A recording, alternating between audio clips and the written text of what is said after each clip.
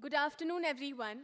A very warm welcome to all of you gathered here today for what promises to be a remarkable journey into the world of cinema, creativity, and storytelling. Welcome to the Fireside Chat.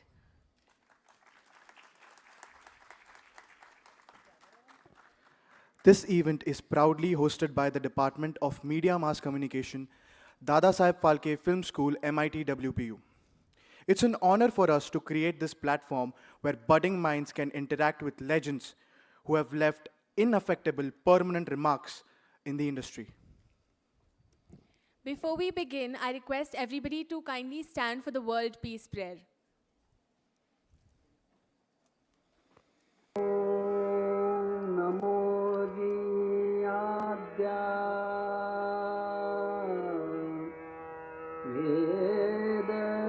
प्रतिपाद्या जय जय स्वसंवेद्या आत्मरूपा देवा तूचि गणेषु सकलार्थमति प्रकाशु म्हणे निवृत्तिदासु अवधारि goji गुरुर्ब्रह्मा गुरुर्विष्णु गुरुर्देवो महेश्वरः गुरु साक्षात् परब्रह्मा तस्मै श्री गुरवे नमः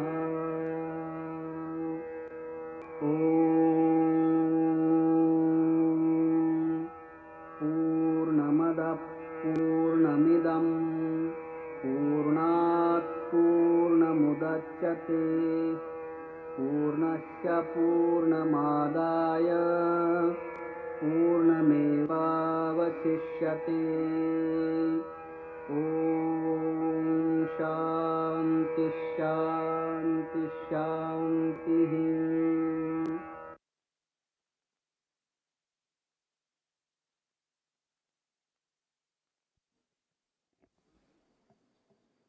To begin with, we have two remarkable figures with us on stage today.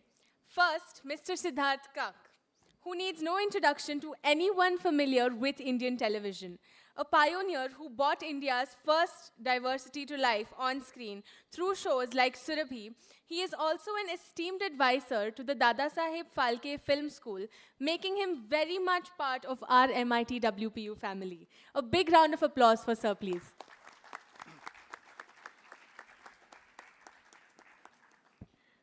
And of course, our main guest of the day, the legendary filmmaker and storyteller himself, Mr. R. Balki.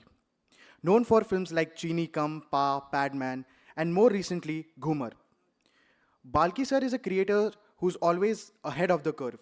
He's someone who can make us think, laugh, and reflect, all in the span of few hours in a movie theater.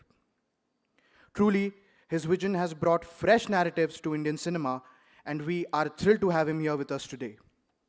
Now, to give a glimpse into the exceptional journey of Mr. Balki, we have an audio-visual presentation. I request the tech team to play it, please.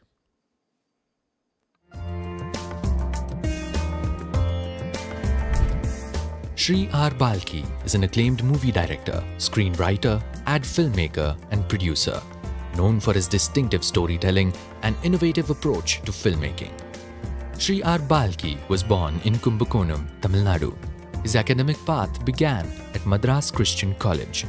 He embarked on his advertising career in 1989 and reached the pinnacle of becoming the chairman and chief creative officer at Lavi Lintus, where he orchestrated some of India's most iconic and unforgettable advertising campaigns, such as Daag Achhe Hain for Surf Excel, Jagore for Tata Tea, What an Idea Sarji for Idea Cellular, and Hamara Bajaj for Bajaj Auto. Sri R. Balki's advertising campaigns were celebrated for their distinctive storytelling, emotional resonance, and social consciousness. Sri R. Balki made his directorial debut with Chini Kam in 2007.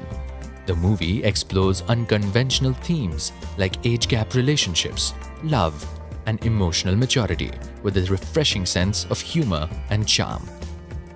His next movie, Pa, released in 2009, represents the relationship between a father and his son with a unique twist where Amitabh Bachchan plays a 13-year-old child suffering from a rare genetic disorder known as progeria, which causes rapid aging. Pa received 14 nominations at the 16th Star Screen Awards, of which the film won 5 awards. It also won National Film Award for Best Feature Film in Hindi. Another movie named Shamitab, 2015, unfolds the complex relationship between the two artists, filled with egos, insecurities, and the quest for recognition. In 2018, he made a film titled as Padman, which was a social movement that aimed to break taboos, promote women's health, and spark important conversations about menstrual hygiene in India and globally. For Padman, he won the award for Best Director at the Indian Film Festival of Melbourne in 2018. Padman also won the National Film Award for the Best Film on Societal Issues. His other notable works include Ki and Ka, Mission Mangal, Chup, Revenge of the Artist, Lust Stories 2, and Ghumar.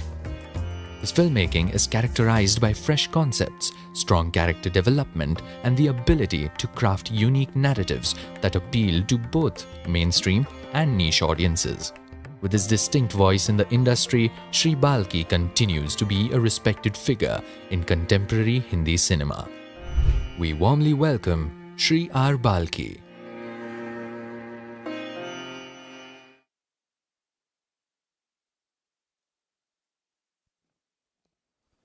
Now that we have an insight of our guests' brilliant backgrounds, please join me in welcoming the both of them onto the stage.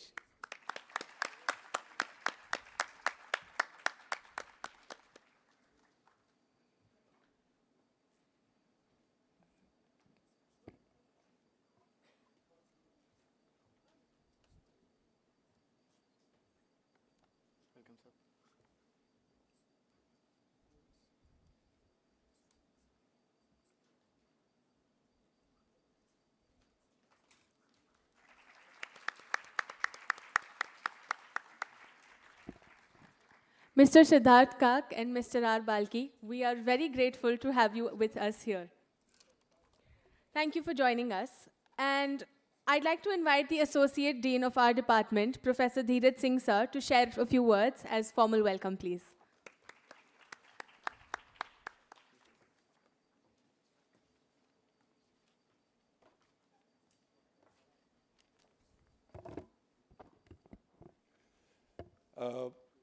Very good afternoon to all of you. It is my pleasure to welcome you all to this very, very special fireside chat here at MIT World Peace University.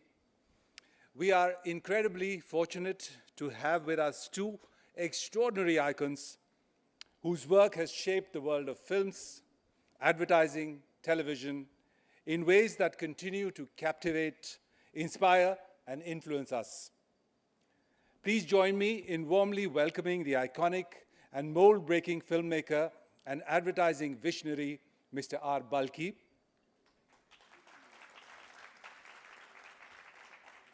In conversation with him will be another legend of television who paired TV production with the aesthetics of cinema, art, music, dance, and philosophy. The one and only Mr. Siddharth Kak. Having both of these luminaries here today is an honor and testament to MIT World Peace University's shared commitment to excellence and creative expression. MIT World Peace University stands on the foundation of a very unique educational legacy, one inspired by our founder president, Professor Dr. Vishwanath D. Karad. His vision harmonizes the pursuit of science and spirituality.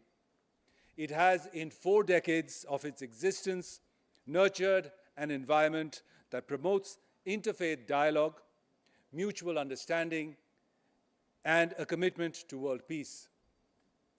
This vision fuels our belief that education is not just a means to personal and professional success, but a tool for creating committed students to the cause of humanity and the cause of world peace. With this sterling legacy comes the leadership of our Executive President, Professor Rahul V. Karad, who brings new thinking and innovative ideas to the forefront of education. His deeply inspirational approach encourages young minds to push boundaries and discover new avenues in their fields. It also creates a fertile ground for inspiring exchanges such as this one.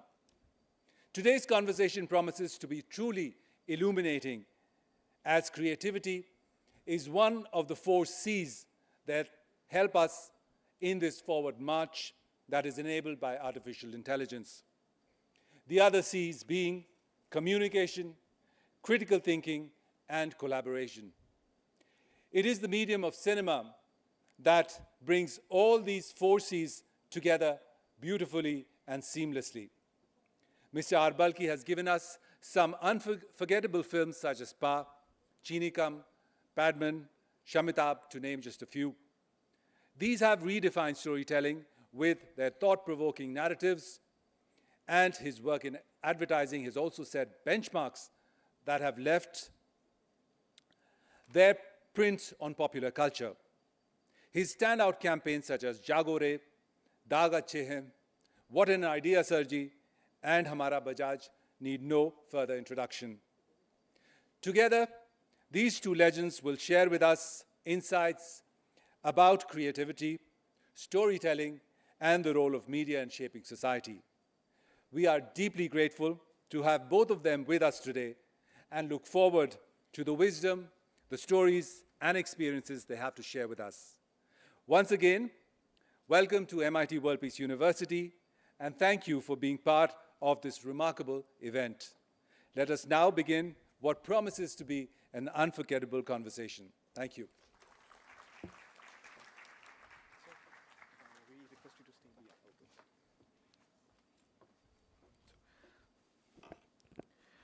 Now, I would like to request the Dean of School of Liberal Arts, Dr. Vishal Gole, to come forward and felicitate Mr. R. Balki. It's our way of saying a small thank you for being the inspiration you've been for all of us.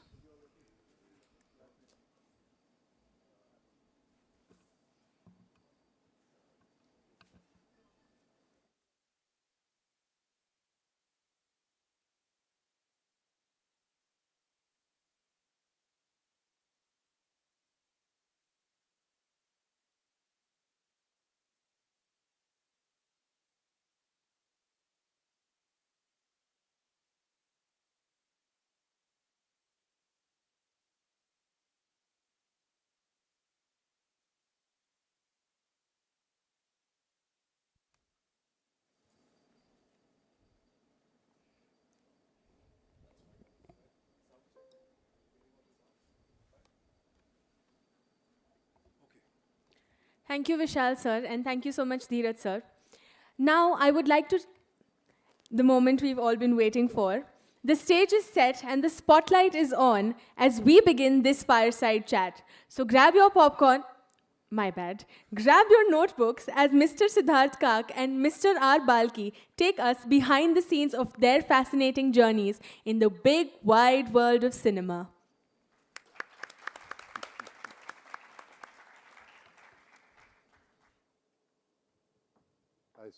I assume that's a signal for us to begin. Can you hear me?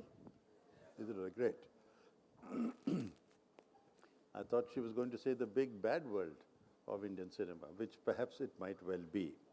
So let's begin a little bit with cinema. I would like to do something with advertising as well, because he has been the chairman of Low Lintus, which is one of the largest agencies at that time and still is in India. And to handle that agency of that size and so successfully and be creative at the same time is quite remarkable. We would want to understand कि उसका रहस्य क्या है. सबसे पहले मैं ये आपसे पूछना चाह रहा हूँ, Balki ji, ki there is a story somewhere that you began your advertising career by mistake. And you went into an office thinking it was a film office, it was an advertising office, or was it the other way around? What Yeah. was the story, if you recall? Yeah, I mean, I think the first story is just don't believe anything that's online. Like I just discovered, I was not born in Kumbakonam, I was born in Bangalore. Somebody has chosen to write it. I never went to Madras Christian College, somebody has chosen to write it. That's a lie. I was not even in advertising when the first Hamara Bajaj was done. That's also a lie. I actually revitalized Hamara Bajaj later on.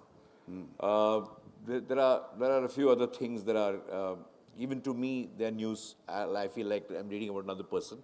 The same thing about this entire story of, of how I got into advertising. Actually, what it was, like at the end of every episode of Bunyad, there used to be this logo which used to come with those hands, right? Yeah. And suddenly I saw the same logo in an ad in the newspaper when I was wasting my time in college and in my computer application. I was not interested. I was just going on. I was actually, starting to enjoy it. Suddenly I saw this ad and I saw the same logo and I said, hey, that was done by Ramesh Sippy, so this must be an ad done by Ramesh Sippy. So it's asking me in 100 words the person you are. So I had no clue, so I just wrote it. Ramesh Sippy is asking me who I am. So I went into this office and they said it was an advertising agency. I didn't know what advertising was. Then I said, I've come here to meet Ramesh Sippy. Oh, so that there is some truth in that. Some truth in that, but the thing was, when the issue really was, they said, yeah, we'll take you to meet Ramesh Sippy, but just come with us. It was the beginning of, it was like we were guinea pigs for Mudra having the idea of Mica. Mica never had started, it started a few years after. We were the first advertising people who were ever trained. Were supposed to have ever trained, but we just spent 6 months in Ahmedabad. And having said that, I got addicted to advertising, though I always wanted to make only films. It took me 14 years to meet Ramesh Sippy. and actually, if there's one person who's responsible for me being in advertising, it's Ramesh Sippy. And you never made a feature film with Ramesh Sippy anyway. I never have. I've never have. Just was a fan of his. There you are. So I will say that this ambition that you had of making films must have come from somewhere. And is it just because cinema seemed to be so romantic and you wanted to be part of that? And so you wanted to make a film? And did your parents think it was a great idea? To answer that question, actually, till I was about, say, 12, I wasn't really interested in cinema.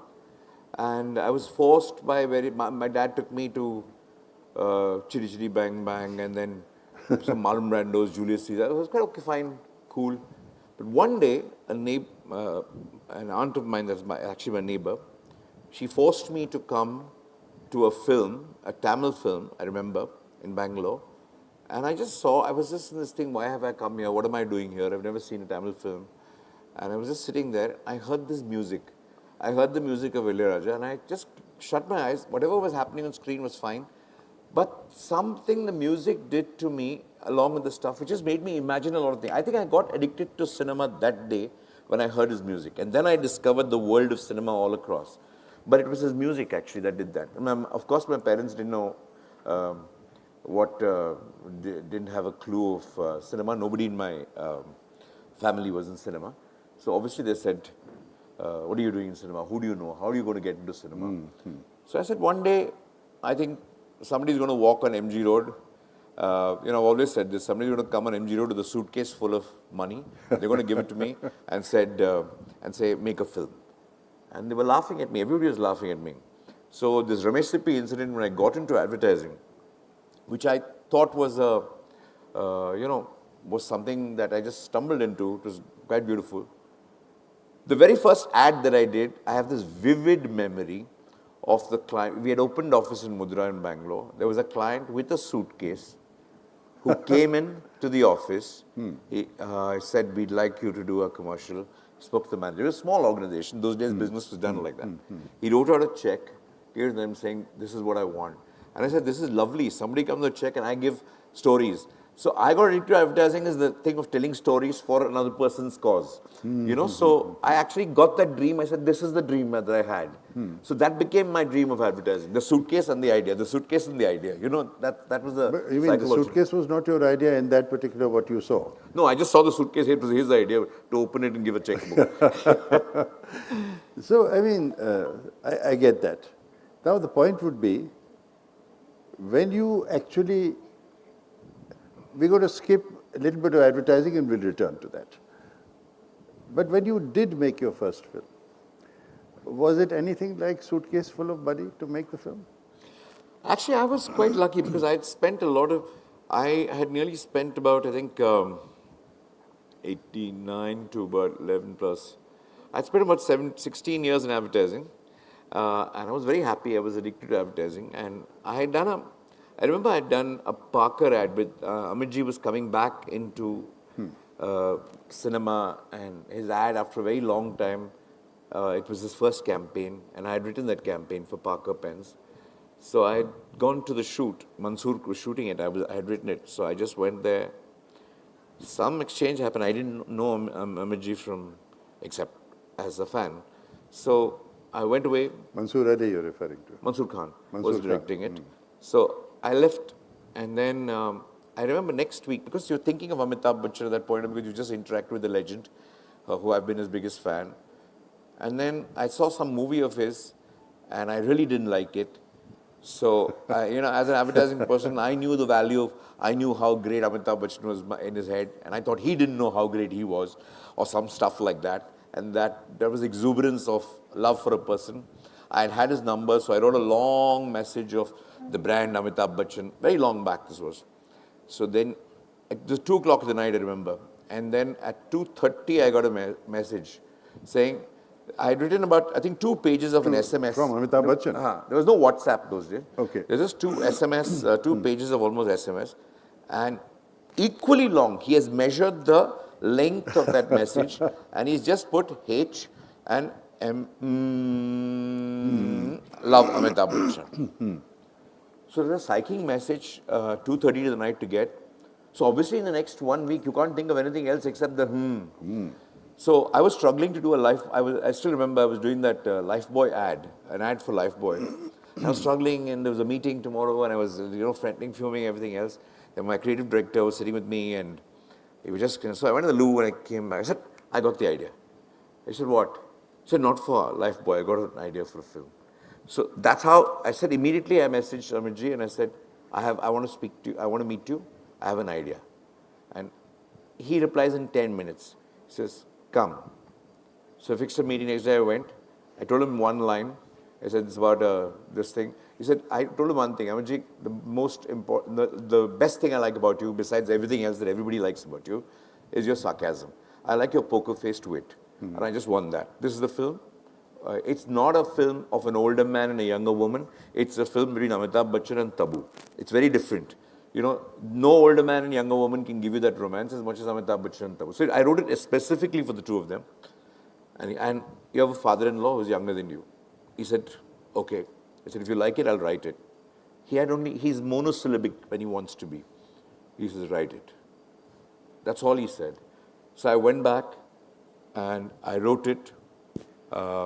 After a couple of months, 2, 3 months, he said, okay, let's meet up on so-and-so day. So I narrated the film to him. He's sitting there, zero expression. And I was looking, I thought it was funny things what I've written. But I narrated to him. And then I looked up after half the film. There was not one laughter, not one thing. I look up at him. He's just staring at me blank like that. And I said, I'm dead. He hates the film. And I'm going. Then I suddenly looked up at him and I realized, oh my God, I was speaking to Amitabh Bachchan for the last 1 hour, imitating him. Because how can you say a dialogue for Amitabh Bachchan without sounding like Amitabh Bachchan? So imagine a man's face, you idiot, you've come here. That's all he must be thinking. 1 hour, you think you have to imitate me to tell me how the dialogue should sound. I read, he never said a word. I read all kinds of things. Next half, I read both their dialogues in Tabu's voice. I squeaked my way through, and I ran from that place. But he didn't interrupt you. He didn't interrupt one bit. His poker face, he just looked. I thought he'd gone to sleep. I don't know what he had done. So he just went. Then, as I was leaving, I was so embarrassed and I was leaving, he said, let's do it. Oh my God. That's how that film happened. I had no idea. Oh my God, wow. What a story, what a story. So, I mean, this completely is counter to what one might imagine, that you worked very hard on this. You would have worked very hard once you had given him that one line. But that one line came to you suddenly as a leap of inspiration. It was a eureka moment for you, perhaps. How did you get that one line? What was it about that Lifebuoy ad or whatever it was? See, I think it's not the eureka moment. It's when you work for 16 years in a profession, Right. in advertising. See, it's not about just doing a film like that. It's what you do before that. So when you focus on my problem was Amitabh Bachchan, because his name was in my head. Yes. So when you keep thinking of a person, your mind will naturally gravitate towards. So it's an unconscious kind of You just need to thinking. keep your mind open in a direction. You need to give a direction and then keep your mind open for things to fall in, because you can't get an idea, it falls in your head. Okay. Where are the suitcases of money? Or I've were never they? seen them in cinema. I only saw them in advertising. No, I mean to say backing you. I mean to say backing Oh, you. backing me. Oh, that was so funny. Actually, I remember when I came out of Amitji's house, my friend, who was also an advertising film producer, who had done a lot of films with me in advertising, called Sunil Manchanda. Yeah, yes. So I went, he lives in the next lane. So I went to there, Sunil, yeah, Amitji is going to do the film, he's damn excited. I just want to tell him the news.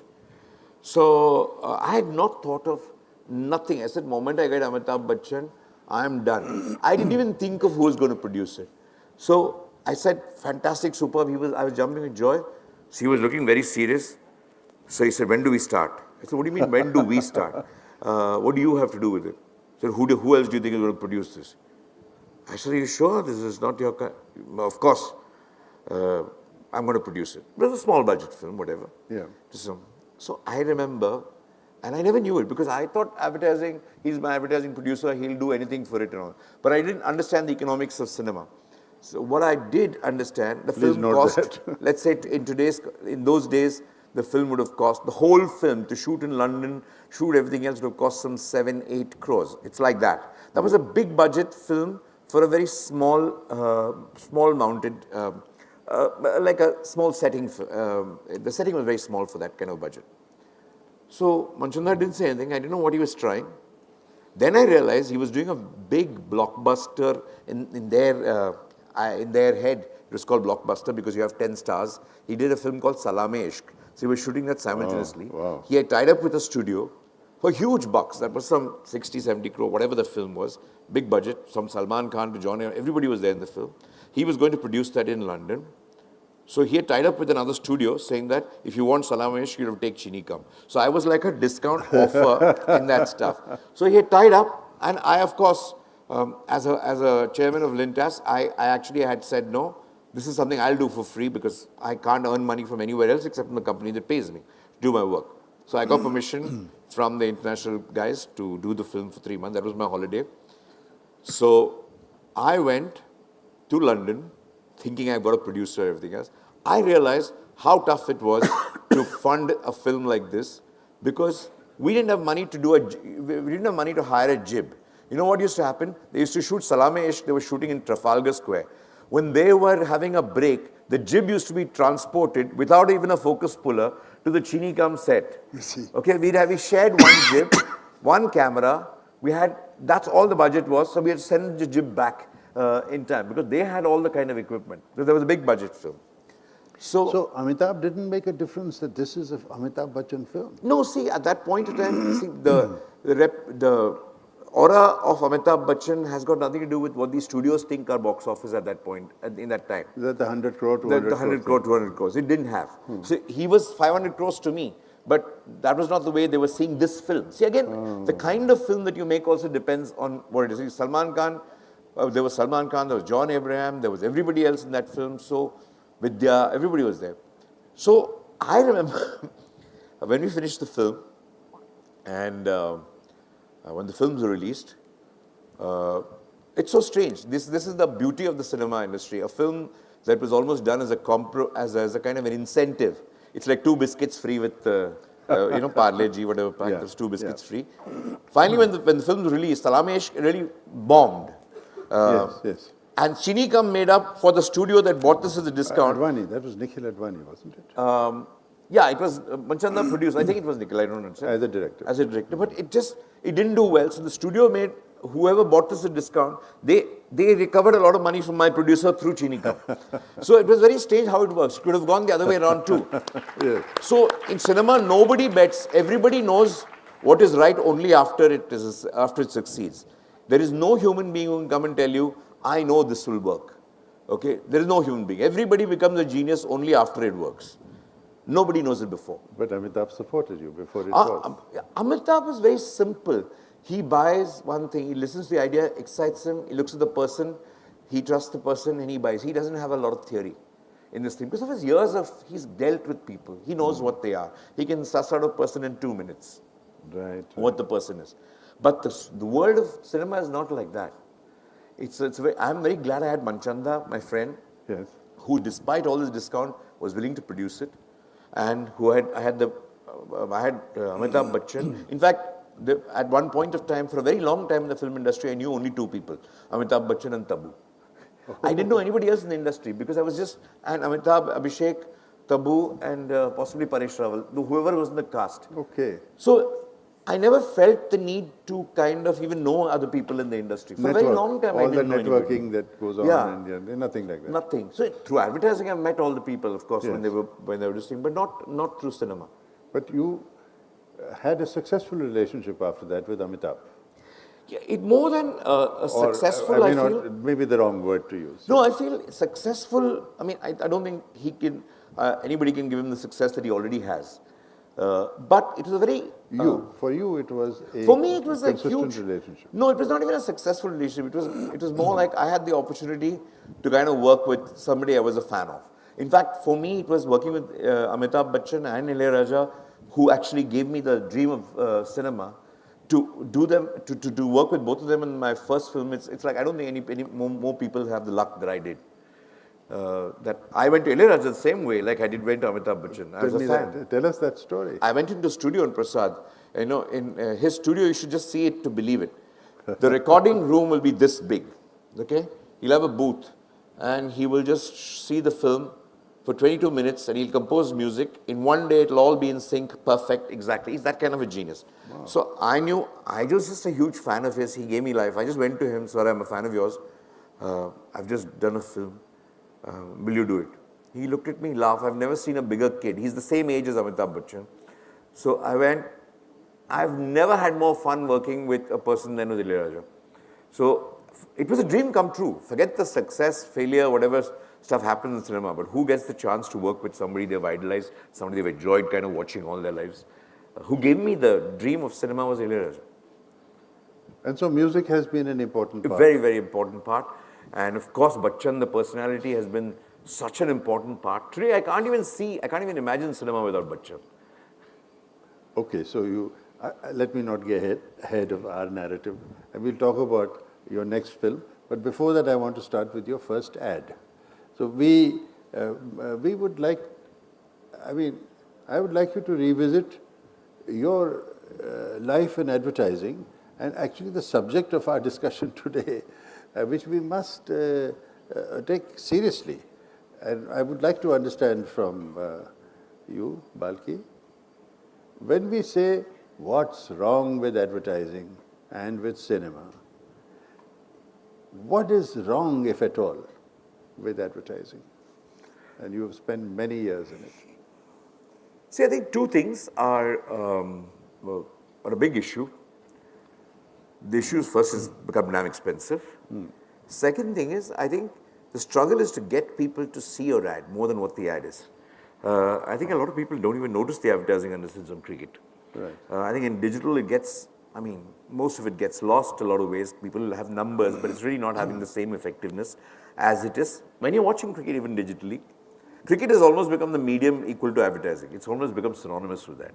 Okay. That's one. Second thing I think is it's also, nothing has changed as much as the resilience of people. I believe it's always difficult when a client comes to you. Suppose you have a scooter or you have a soap or you have something. You want people to do an ad for that stuff. He's trusting his entire life, his whole life. He has worked behind that particular product. He comes to a stranger and says, please communicate my product or please make my product very attractive to a person who's going to buy it. So he's trusting you with it. So when you have an idea, for example, when we did, I remember when we did a bike, or let's just take an ideas stuff. What an idea, Sergi. You have a cell phone company. You think you're going to change technology. Your technology is the most superior thing. I know it's Aditya Birla. I know it's all that stuff. So when I had this first, when I presented the first campaign of What an Idea, Sergi, with Abhishek Bachchan and all the numbers stuff, they almost threw me out of the office. They said, I mean, we have such a serious product. You're talking of caste war. You're saying a number can kind of change. What are you talking about? I tried to convince them, saying how idea has to take on this position.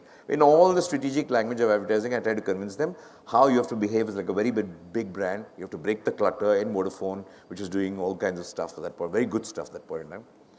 So they didn't listen to me. They said, just please think of another idea. I went back to them after another month and I told them exactly the same thing. I said, this is the story. I said, I have a story. I always used to start like that. And they'll all be waiting for the next story to come. I'll say the same story. And this happened 3, 4 times, 5 times, till the person got fed up and said, can't you ever think of another idea? I said, no, I can, but I don't want to. Only because it's going to be bad for you. When you get the exact thing, it's about convincing the other person how good it is for that person. If you have to beg, if you plead, you have to follow something else. If something's good for the other person, it's our duty to make sure it happens rather than, saying it's his money or her money, and if they don't want to spend it, if they can't see sense, let's give it off. I mean, we are in business anyway, finally they're paying us, they get what they deserve. The moment you have that mentality, advertising is a very tough business. It becomes a very unsatisfying business. So you just do whatever you have to kind of do, and clients also start having decreasing respect for advertising. So that game, if you lose that game, because I always tell people when they tell me, my product grew by 60%, our market share has increased by 10%. I said, how? And if they show your advertising, I said, it couldn't have gone up because of this.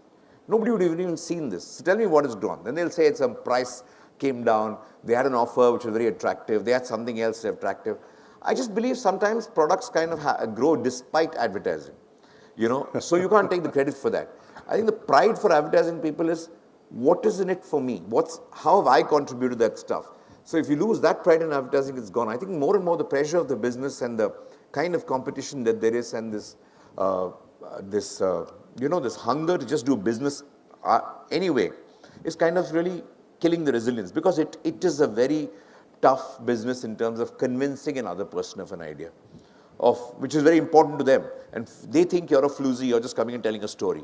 I remember till today when I did Havells, the ad, which is saying wire that doesn't catch fire. Yeah, it's an interesting ad. I didn't know you did. And Gauri had shot that ad. I had written the script. Gauri, his wife, Gauri Shinde, very, very talented filmmaker. She's done English and all that. I will speak of that because English, very interesting and important film, which she, again, with great belief, had written, directed. He produced it. And my little role in this is that Gauri, I am very privileged today that Gauri was one of the, when she came to Mumbai, I had the pleasure of Gauri working with me in our television programming, and a very, very talented young person. And I'm so happy that she has found not only Balki, but also success of a certain kind in cinema.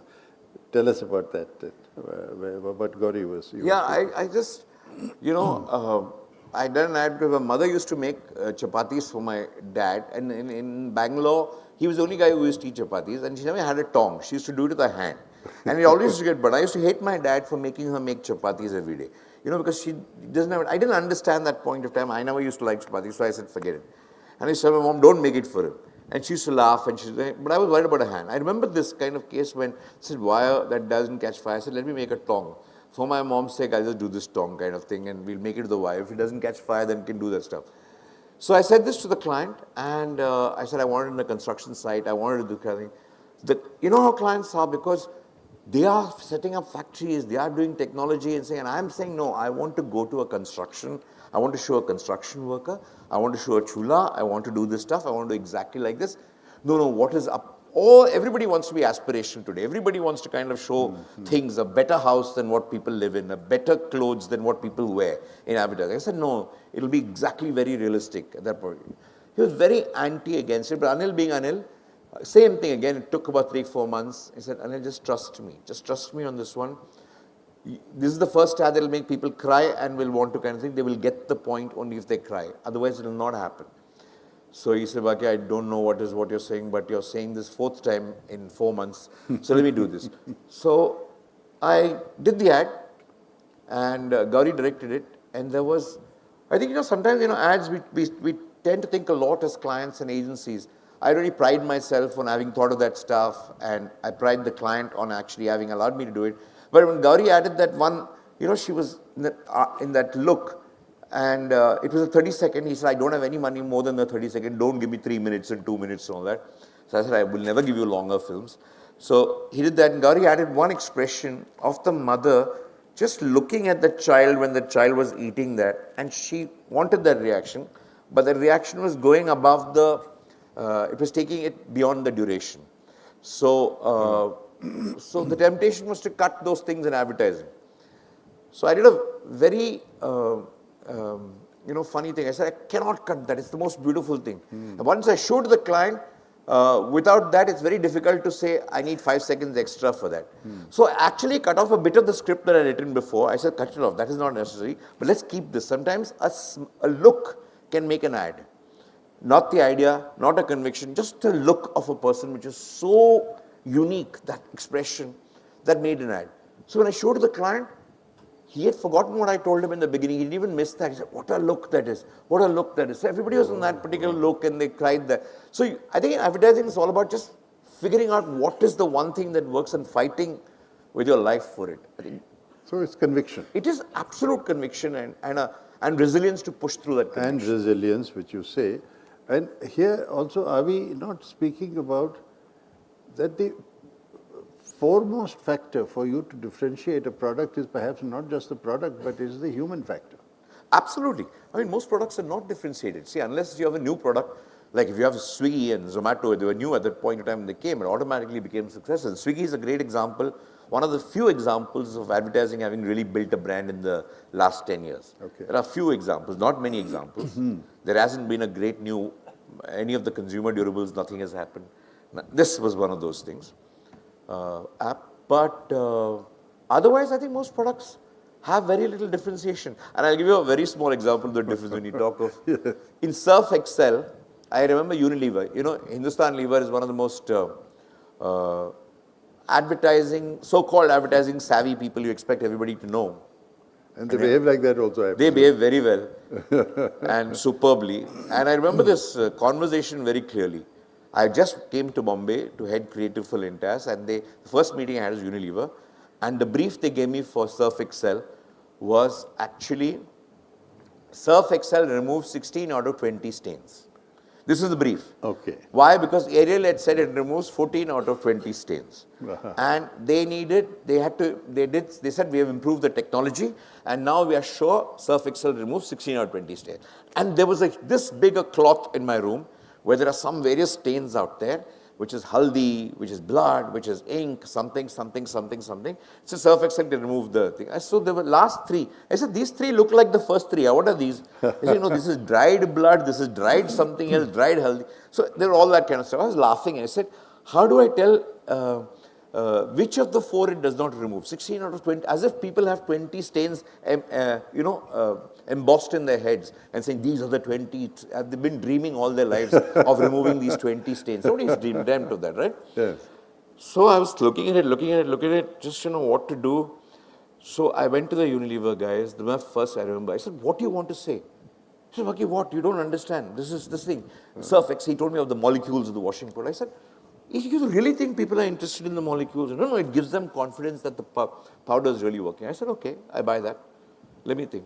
What are you basically saying? You're basically saying that you don't have to worry if you get stained with Surf Excel, right? He said, yeah. Then say that, no? why are you doing 16 or say that whatever the stain, surf excel henna. Say that. So it's a very strange thing. He said, yeah, it's confidence. That shows confidence. I said, yeah, it shows confidence. It shows more confidence than 16 or 20. Let them understand 18 or 20. Why do you want to stop them at 16 or 20? They can think whatever they want to. Don't lie. Just tell them the truth. Have the confidence to get stained. He said, very good. You must show confidence. The next meeting, how Dagache happened, was a takeoff from Surf Excel Henna. You know, when you really are confident about yourself, when a washing powder is confident, when any human being is confident about himself or herself, you will never keep putting down your enemy. You will actually praise your enemy. If I'm Virat Kohli and my competition is, let's say, Steve Smith or Babar Azam or whoever, you won't be putting down Babar Azam. You're going to be putting down somebody. You'll say, he's a damn good batsman. He's a superb batsman. Come on, this is what. So what is Surf Excel's competitor? It is dirt. It's not Ariel. Its dirt is its enemy.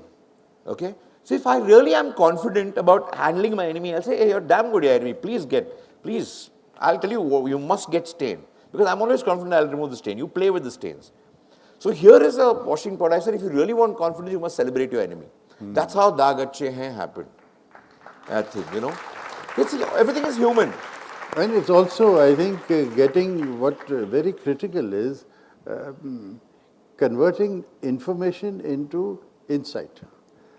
तो Hindustan liver के पास पूरी information थी. They have information. Insight आपने सोच के उसमें फिर लाई, because you asked them a very simple question, which of course sounds simple, but it brought many years of your thought and experience into it. कि करना क्या है, कि आप चाहते क्या हैं? How do you convince people about the Daag? And that's how you came to that particular story. So I don't know if there's a formula which you would be able to refer to. I think the formula is to kind of listen very carefully to people. Absolutely. See, I always listen to people because in one nugget will come from somewhere, somebody, where it spins off many ideas in your head. But it's very important to listen and not try and impress the person the moment you listen, that you know everything. Yes. Your listening is the information that he has. Okay, now, how do I look at his problem? Because that person, he or she is hiring you for your ability, not to kind of echo their ability. So you have to really carefully listen first and then give your perspective on how you look at the problem. It's always nice to know less before you start listening to a person. You don't come fully prepared and listen to a person saying, I know everything. Oh, I've read this about you. It's a very, very valuable lesson. And I would add to that, you listen and you should have the humility to ask. And when you understand, only then you act or you can give a suggestion. So that listening, and perhaps Balki, you must have had this experience, when you have a conversation with somebody, at a party, at a dinner or otherwise, etc., and you don't say a word, but you listen intently, but you ask some questions related to what that person is talking. At the end of that conversation, in which 90% of the talking has been done by the other person, he says, what a wonderful conversationalist you are, he would tell you. Yeah. Because you have listened to the person. And so this listening, now in a iconic advertising campaign, you see, you are listening and finding, and you're lucky that you have been able to get past people's resistance or closeted thinking. And these are some of the examples which I have been coming in the net, etc. But is there another example of an advertising campaign that you're proud of, that you would say people haven't talked about this? Or is it the Hamara Bajaj, or are these the Jagore, and these are the ones that you would point to? No, there's this, I really actually, I've enjoyed so much of my time in advertising that it's very... And how do you arrive at it with your team? Oh yeah, we just sit and jam. I remember... sit and jam, wow. Something like what is happening We sit right and now. jam, but we just throw ideas. Well, even then it's about listening people. I'll tell you a small example of how I defined insurance. Insurance. Yeah, right. I think I say Prudential Life Insurance, we launched it. We launched a lot of the first campaign. I remember saying to people, said a lot of things about insurance and this and that. I said in the Indian context, the Indian cultural context, you want to appeal to a lot of people who are, who want to safeguard their family, who you want to take care of your family in this thing. Okay, fine. So why do you always think of insurance as death? Why can't you think of it as security when you're living? Why are you thinking of it as death? So what do you mean? This is the insurance head. Today it's all kind of common. This is about when insurance happened. I said, think of insurance as your sindoor. Okay, think of insurance as your sindoor. Why do you put sindoor in the stuff? It's a symbol, na, that I'm there for you. We are there for each other. What's the actual definition of sindoor? But why can't that be the symbolism of insurance? Wow. And that's all that happened. You know, I just told them that. So I think these are lovely things that you discover when you're saying it also. You don't know how you're saying it, but you're just listening very, very closely to them. And I'll give you another very clear example of, you know, of brands like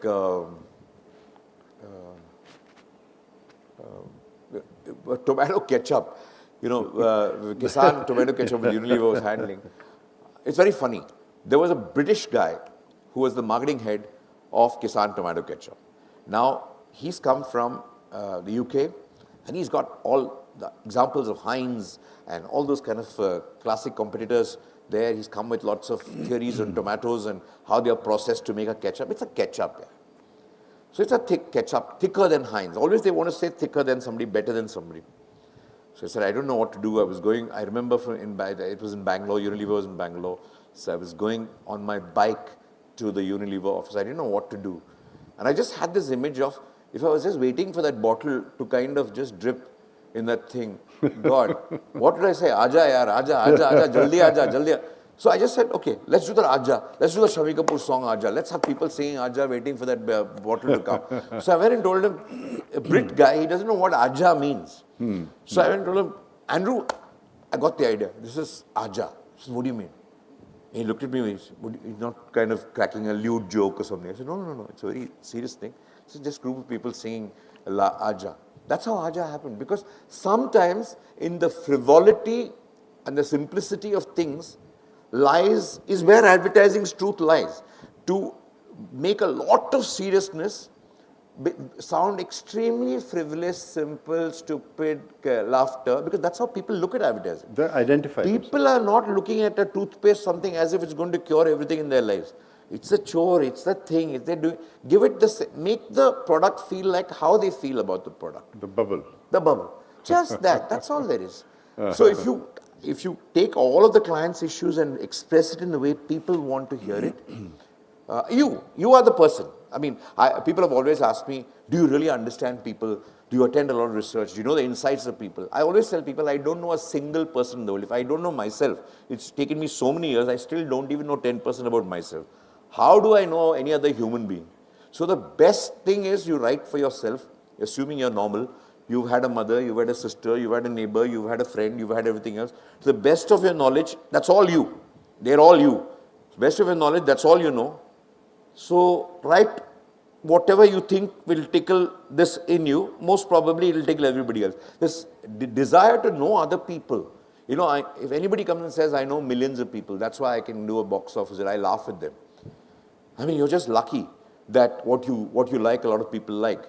You know, that's hit film is only one thing. I had an idea, 1,000 people liked the idea. Flop film is only one thing. I had an idea, nobody else liked the idea. That's the only difference between hit and flop. Right. Look at that. So, I think because we need to transit now to films, because these are insights on television, on advertising. And the basic thing, which if I may dare to add to what Balki is saying, you see, he is keeping it simple and he's a very humble person. But he is listening, but he is combining it with the observation that he has of life around him. And when you talk about your family and your mother and your father, etc., this is something that you know. And when you know it and you are able to distill from it experiences which are interesting to you, they would be probably interesting to the audience as well. So I'm going to therefore now ask Balki, then you made a transition to cinema. I actually even want to ask you that as chairman of Low Lintas, when it's such a huge task So, were you also involved with the administration of the organization, or it was only the creative side that you were involved in? No, it's both. See, what I did was, I made only one, I made actually, what I did was, I never take a holiday during the year. I spent in Chinnikam, I remember I took 3 months off, and that was my holiday for 3 years, to do the film. And then when I did Pa, these are only 2 films I did when I was a chairman. In Pa, again I split my holidays into lots of kind of things, and I made it up like that. I never took off from advertising to do a film. I was in advertising, I was doing my meetings in the vans, I was doing those kind of things, I was doing both, completely. Yes, I was both. And there were, of course, I had a CEO, I had something else to do that. Okay. The admin stuff, but the buck still stops with me. Clients still look to you to kind of say, Right. You know, you're answerable to them still. So that responsibility I never Right, had right. So till I you're actually decided that enough was enough. But I enjoyed doing both. I remember having meetings with Idea. I think in my vanity van as a shooting Pa. It was great fun when you're doing a PPM of a film. It's quite lovely. But the transition, I never made a transition. PPM, by the way, pre-production Like meeting. the clients want to know how you're going to shoot if the you film. already That's know. what you're going to tell them. That's called a PPM, pre-production meeting. So, where did the tipping point come for you finally? Because it was, I think you were enjoying, it was safe, you were able to handle both somehow, but somewhere the pressures would have begun to grow, either from advertising or from cinema. And No, I'll tell you, it's not the pressures. I actually loved advertising, and I still do. I'm always, but I can't even say I'm an advertising guy because I love film. That's why I came into advertising. So I've always loved films, but so therefore it's a strange thing. But I think when I did Shamitab, I think the pressure on that film to me was a lot. And I think when that film didn't do well, because that was the first film of mine where first time when you face failure, and you have, and I'd already put, before that film, I'd actually put all people in place, succession. It took me 3 years to plan succession because when you're very close to clients, you have to introduce various people to a client, make them kind of familiar, make them earn the trust of clients. That took time. But I was well prepared to say, I need to kind of do something else, move on. But when Shamitab happened, I was very clear, no, I need to fix this. I need to kind of fight back and I need to kind of do this stuff. That point in time, I couldn't fight back. I couldn't fight on 2 fronts. I had to fight on one. And fortunately for me, I had planned that kind of transition already. Okay. So maybe I would have done the same thing regardless of failure or success. But it gave me a lot of energy, strength of focus. Okay. At that point, because I couldn't do the play thing. I was getting away. When it worked, it worked. When it didn't work, I had to focus. So at that point, so I'd made a conscious effort. But I've never been away from advertising in my head ever. So here you would say, ironically, failure actually contributed to now your success in cinema. I don't know. I think failure I mean, made me kind of realize that maybe a little, I think, wiser. I was just playing around. Maybe it was not the right thing, but I just did it because maybe I was stressed at that point of time and I couldn't do it. And actually, the fundamental reason why I did it was I already put things in place. So if I had to carry on a transition, I'd rather leave something when I love it than wait till I hate it to leave it. I left advertising when I really loved it, not when I hated it even for a day. But so therefore I don't regret it. So I can love it till today. So the question is, what is the difference? And if this is a foolish question, forgive me, but is there a difference in making an advertising film, apart from the obvious, and a feature film? See, I always say I wish feature films just take a long time. Between the script and the time you come, it's 1.5 years. And the challenge of a feature film is to be as interested in your idea at the end of it as you were when you began it. Yes. You know, to have the same passion for the idea. That's the challenge for a feature film. But I always get inspired by, when I think of feature film, by remembering idea. Every idea commercial used to take 1 year. So I used to say, okay, fine, I have to tell the next saga. So I was like, okay, I'm doing an idea. Every time I do a feature film, I have to do an idea commercial. Is how I start, because it's a long story of how you have to convince, find a new thing. Because we were trying to break news and break things in technology at the time when it was 2G. when the phone was only meant for calling, not even for just about messaging and calling. We were saying education, we were saying caste system, we were saying, paperless world, we were saying population control, we were saying great things. We were doing imaginary worlds then. So each time to think of an imaginary world took a long time to figure out what is the next imaginary world be. Today it seems very simple. That time it wasn't. So for me, it wasn't really a transition, and I don't think there's much of a difference between the two. I genuinely believe that. So really, that is why many advertising filmmakers have actually become feature filmmakers as well. I'm not so sure that is why.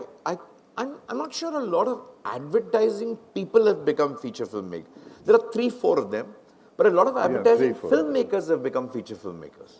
They're two different things. Okay. I'm from an advertising agency that's become a filmmaker, and there are a few of them.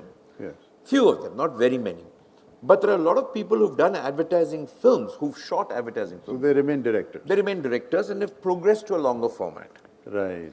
But from advertising, I just feel that as writers, when your background is writing, or when you crack concepts, when you kind of think writing, that gives you a lot of help when you're writing a script.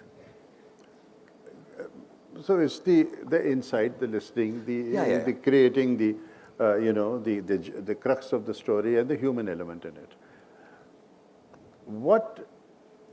So you have now entered what you were introduced, that in the big, I don't know, the wide world or bad world of cinema.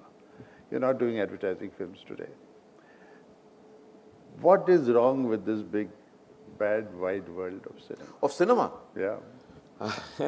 I think they must all talk about what's wrong with cinema, but I can tell you what is wrong. Yeah. I mean,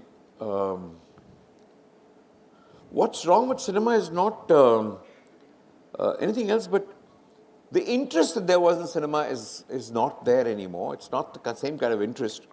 Just because you find 1 or 2 films that are kind of working, or people are going to it in a festival time. It's not the theatrical cinema anymore. It's not just theatrical cinema, it's just too much of content, and people have so much more other content to kind of devour. And also, a lot of cinema is crap. I mean, all of us are producing a lot of crap. So I think that's one. But crap has always existed. But people used to be a lot more interested in the crap than they are now. They don't have time for the crap at all. It's not that we are suddenly doing crap and we're all golden all along. No, there was a lot of crap. The percentage is more or less the same. Actually, the percentage has come down a lot because we're producing a lot more films now. And there's so much to watch. See, I think sometimes most people's entertainment is actually not watching a film. They actually go to a Netflix or something just to scan, just to kind of surf and see what all the movie is become a movie by itself. Not so much watch the film. So I just believe that there's 10 minutes, if you don't like it, you switch off. You're not committed to a film, you're not committed to somebody's work, so you just move on. So that's why there is so much more of, a sense of conviction or impression in the audiences that this is a film worth seeing, because now it is 100 crores, it's 200 crores.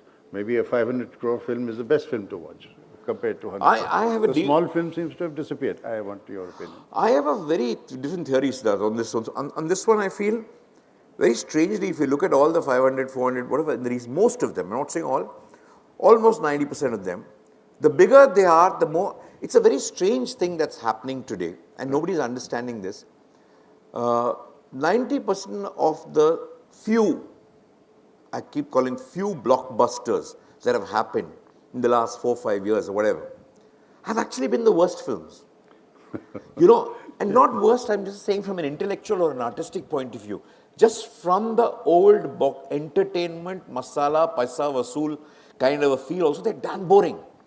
If you take a Manmohan Desai film, I remember there was a retrospective of Amitji, and there was a Manmohan Desai on Manmohan Desai. And I was seeing Amar Akbar Anthony, I was seeing Sita or Gita, I was seeing, don't say, that was Ramesh Sippy. Amar Akbar Anthony, what is Hera Fairy? Something I was, Hera Fairy was broken. Naseeb. I was seeing all these things with Manmohan Desai. There was so much of elan, there was so much of fun, there's so much of the same cliched stuff. 3 brothers separating, it happened again and again. Yadon ki barat, that's not Manmohan Desai, but still, it's so much fun. The fun is completely gone from our blockbusters, and I actually defy anybody to tell me how to make the blockbuster today. I mean, you tell me how to make such a bad film so that we can make 500 crores. I don't know. Because before you used to know, oh, make a film like Manmohan Desai film. Alright, this is damn fun, yeah. Look at that stuff. You write for Bachchan, write for this fellow. Fine. It was very hard work to do the script there. Here, this is a thriller. There's a lot of action involved. There's a lot of action, but there was a lot of action before, but there's no fun. There's no fun in the film. You're just waiting for one scene or everybody is walking at 90 frames per second. Everybody is kind of, walking in slow motion. I think slow motion has become a kind of a trick for cinema rather than anything else. Where is the fun hidden, Balki? The fun is just gone. I think people are too, it's become like a project. There is economics associated with that stuff. They want to recover this. They're putting this money. They're pumping the marketing out of it. It's marketing, basically. It's marketing. It's just driving people towards believing something is good. By the time people believe it's bad, the film has made its money. And also, I think sometimes people don't want to believe it's bad. People don't want to go to a film and curse it. They want to find one or two good things to like about the movie. If they like one, two good things about star, they'll say, "Acha, time pass." Because you will never pay $500 and curse yourself. You will want to say, "I was not that foolish. Oh, it was fun. It was a little bit fun." How did you choose your subjects? Because let's look at a film like Padman. Now, what brought you to the subject of sanitary pads? And you think that you could make a feature film that would be entertaining? No, it's very strange. Actually, once Akshay had called me, his wife Twinkle had met this Muruganandam, who was this thing. And I said, yeah, I know about Muruganandam. So Akshay said, I want to make a film on this guy's life. I said, I don't like to make biopics and all, yeah. I mean, it's like very boring. I don't want to do it. So he said, no, just think about it, no. So I said, let me meet Muruganandam. If I feel like writing, if I feel something's fantastic, then I wrote it. So I went to Coimbatore and I met Muruganandam. Then I looked at this man. He was himself an idea. You don't need an idea for an idea. See, he was a guy, you know how he introduced himself to me? He was a fantastic guy. He was working in his workshop. He was wearing a white shirt. There was a machine and everything else. I didn't even understand what he was doing. So it was all full of grease. And I spoke to him about his life and everything else. And I said, I have to catch a flight now. Sir, I call him Muruga, sir, let me go now. He said, Balki, if you don't mind, in his broken English, he'll say, you'll drop me to that one college, PSG College Tech, something he was doing a lecture. I said, yes, sure. So, do you want to go home and change your shirt and everything? It's all black, full of grease and everything. He said, no, I'll come like this only. Like a worker, factory worker, is going to give a talk like this on a stage, whole order. I said, you sure you don't want to? He said, no, Balki, why should I change my shirt? Why am I going to give, what is the point in talking? How will people believe I'm working? If I have a clean shirt, people will think I'm sitting in an AC room and work. No, my whole lecture is about getting our hands dirty, so I'm already dirty. So I have to show dirty to this kind of, it's very simple. If I'm going to talk of labor, I have to show labor. Why am I wearing clean shirt to go to labor? Look at the basic nature of his thinking. This is communication. It's communication. He just went to the dirty shirt to do that. I loved so many little things about him. I said, this guy is an idea. And then I told me, I said, why am I doing this film? The reason why I did this film was, where would I get a chance with a mainstream actor on my side with actually a sanitary napkin? I'm doing a mainstream fun film on a sanitary napkin. This is the first film that was planned for sanitary napkin. And a mainstream, you would never get a chance. I can do a film with a hero. I can do a film with, maybe one day I could even do a film with whether Brad Pitt or DiCaprio, but I'll never be able to do a film with a sanitary pad. And that was my reason. It's like, it's a damn interesting thing. And just needs to make it, you just need to make it, I didn't do it with a social purpose of, the cause for this. And I don't believe in causes. I never do film for causes. I do film for entertainment. Entertainment is always not about jumping and dancing. Engagement. As long as you make people's 2 hours interesting, it's worth it. And I used the sanitary pad to make people interesting, and they found various ways in which they were interested in it. So, look, I will ask 2 more questions because I would like, do you have questions to him at all? If you have, please think of it, that the opportunity will come in another 5 minutes. I have 2 questions to ask. And then, Dheeraj, is it all right? Is that the right time for me? Thank you. So, Balki, the first thing I wanted to ask you was, you are making a film today, or you're not making a film today? I am. Can you tell us what are the ups and downs of that, or what are the interesting angles to that, and are you able to reveal what the film is about? It's so funny. Today, the tools are all there for anybody can make a film. The knowledge is all there. You have enough knowledge for you to not even go to film school and want to kind of make a film. You can keep shooting with your phone and you have all the experience in the world. But it's never been tougher to make a film than what it is right now. Because the economics of film have gone for a toss. And I think it's across the world. It's not India. Because just it's no longer the only avenue of entertainment. You guys, all you young people, most of you on the phone, it's like every 10 seconds you're watching something new. Cinema is no longer what it was for us as it is for you guys. For you guys, it's not the same thing. For us, our only entertainment was, I go to the theatre. Every Friday, what would come? Okay, then it became Friday, what's coming at home? Netflix, Amazon. Today, it's not even that. It's just that what's happening this second, what's happening next second. 20%. So we're competing with a lot of other things. So the economics of cinema, including the platforms, everybody, for somebody to invest in that stuff is getting more and more and more difficult. So it's very important to be economically really creative about how you make a film today. With whatever stars you have, except for 3-4 stars, and no, everybody is not going to get them. But if you want to make let's say, today if you want to make a film like what Rishikesh Mukherjee made, or if you want to make a film like what,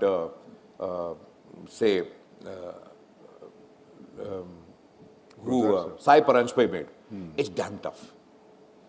You know, it's a very difficult proposition today because a lot of people are going to say, people are going to think it's watch it at home. It's a TV serial kind of thing. It's not a 200 crore project. Yeah, and I think also I think, you know, what has happened is because the business has become the primary thing, it's so much driven by people who have never produced content, produced a piece of creative on their own. That's why they use the word content. Content is a word discovered by people who have never created one.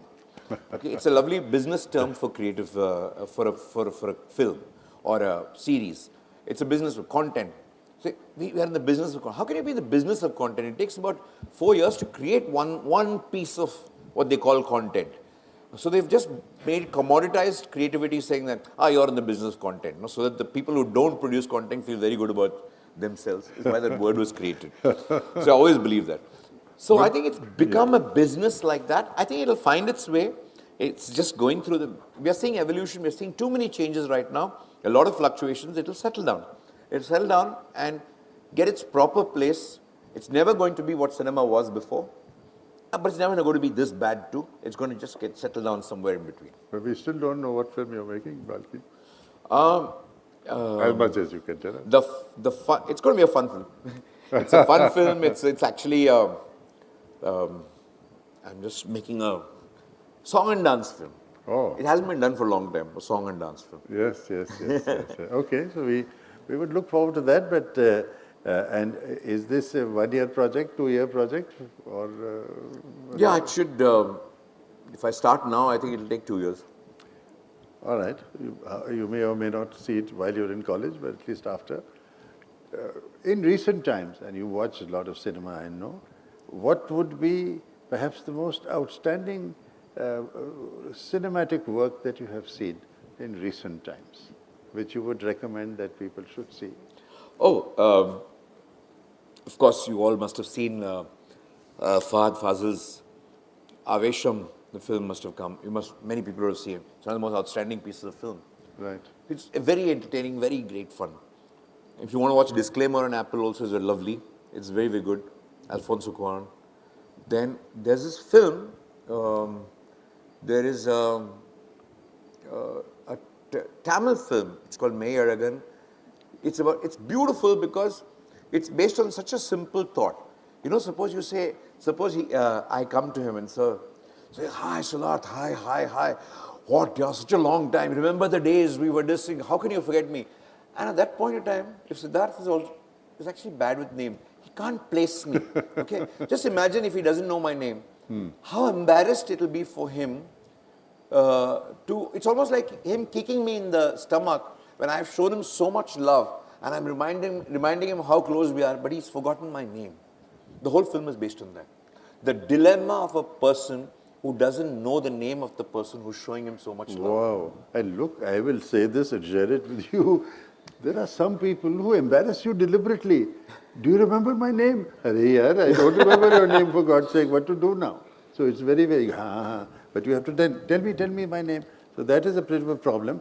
What about this, which I'm looking forward to see as well, that documentary, which is one. Oh, there is this documentary called Fly on the Wall that you must see. Why should we see it? You know, it's a film. There was the director, Shonali Bose. Her friend, this man was an electrical engineer in the US. He's lit up ships and things. A very big guy. Suddenly left everything. He went to deep sea diving in Bali. He left that. He wanted to become a stand-up comedian. He just wanted to perform something. He was always a showman. Failed in most things, but he had lots of money. Suddenly one day he was diagnosed with terminal cancer. He had 4 months to live. No drug in the world will cure. It's one of those very rare things of the thyroid cancer. Whatever, you can't cure it. 4 months he had to live. In the last 2 months, he had been very miserable. And he called his friend, who's the director, Shonali Bose, and he said, I've decided 2 months down the road, for 2 months he was fine. His deterioration would start now, and he was on drugs and everything. He said, I don't want to go through the next 2 months. I want to die. I want you to film my death. So he signed up with Dignitas, which is a company in the US, in Switzerland, which signs you up, sees your case, calls your doctors, speaks to them. If you are really clear, you sign up, get a date from them, and they give you counseling and everything, and they prepare you for death, which is they give you, on one particular day, they give you one liquid, which makes sure you don't puke. When you're prepared, you can have the other liquid, which you just go to sleep in 3 minutes and never wake up from that particular stuff. It's called Dignitas, is the place. Wow. So he has called his friend, the director, to film his death. And most people chicken out even after signing that thing. They go away from Dignitas after having decided to die.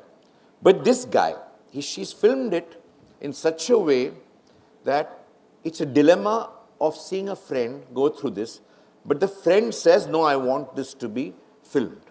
She's got special permission from Dignitas, and you as a viewer looking at the film, suddenly he has a change of heart, saying, no, not this week, next week. And you're thinking, oh God, you're not going to die. I can't see your death. Come on, yeah, die, man. I want to see your death. Oh. You've made such a touching thing, a thriller. Is he going to die? Is he not going to die? Am I going to see this? Are they going to give me permission or not to take the camera in? It's just a room. It's just a sofa. It's just a liquid. And I want to see another person's death. Why do we all... I really realized my deepest, character as a human being, the thrill of watching another person die in the guise of sorrow. You know, that's why we love violence. You just watch, you're feeling all that. You are touched. But he's making you laugh, he's making you do everything else, and you're waiting. When he said, no, I want to postpone by 1 week, oh shit, this guy is chickened out, I am gone. You're like a movie. You're saying, give me this. So at the end of it, this bugger, he says, postpone it by a week. Day comes. She's there. He performs. What he could not do in his end, what he did not do his whole life. He was a showman, failed comedian. He has used that 1 week to mug up a Robert Frost poem. Oh. And at the time of death, after taking that final liquid, he recites, he's taken that 1 week just for that. Like a champion, he sits, narrates Robert Frost after having that stuff, and he just goes to sleep. What most people say, I'll give my life for this role. He actually gave his life to perform. He became a performer in death. You must see this film to believe. It's one of the greatest experiences I've had. There will be, I think it'll be released sometime.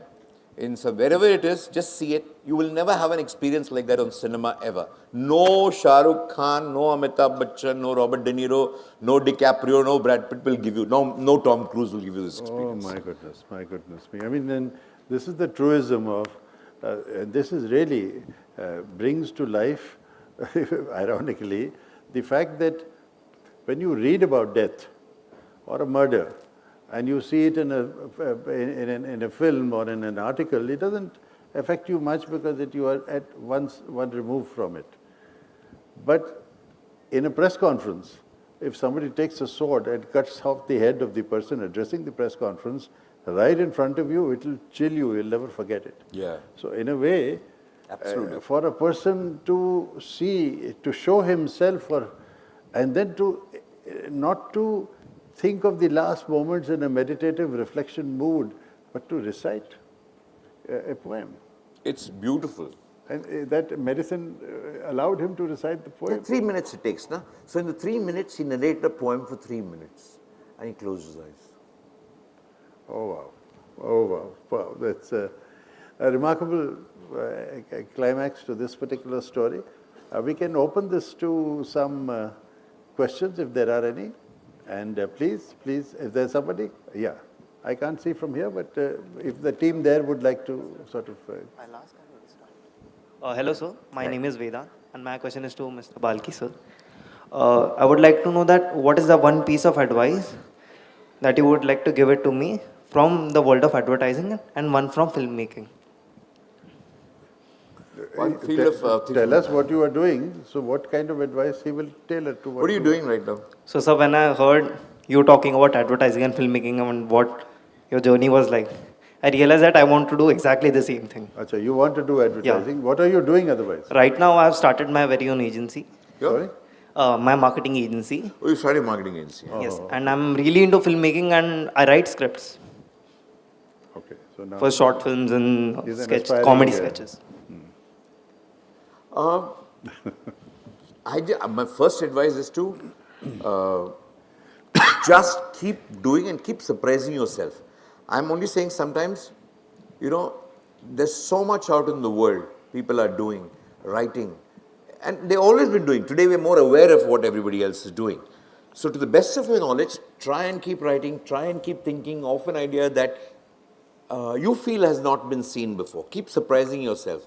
It's a matter of time the world gets surprised. You need a bit of luck. I mean, not bit, a lot of luck in this. But if you're ready for the luck, I think it'll come to you. But keep doing, keep writing that stories that surprise you. Hey, I haven't read something like this. Nobody else may tell you that today, but at least you tell yourself that. Yeah. Thank you so much. Hello, sir. My name is Sachin. I'm not a student here. I work here as an employee. I have one question. When you are in a process of making a film, be it advertising or a feature film, and you are working with one of the stars, celebrities, who has impact on that from the viewer's point of view, and if you have a creative difference with him or her, how do you handle that situation? You see, it's not about a star, it's not about... Everybody's working for the film. So I had my creative difference in the very first shot that I ever shot in my life. Tell us with, the story. With Bachchan. Tell us that story. There was a film where there was a shot that he was going to fire all the chefs in the kitchen. That was the shot.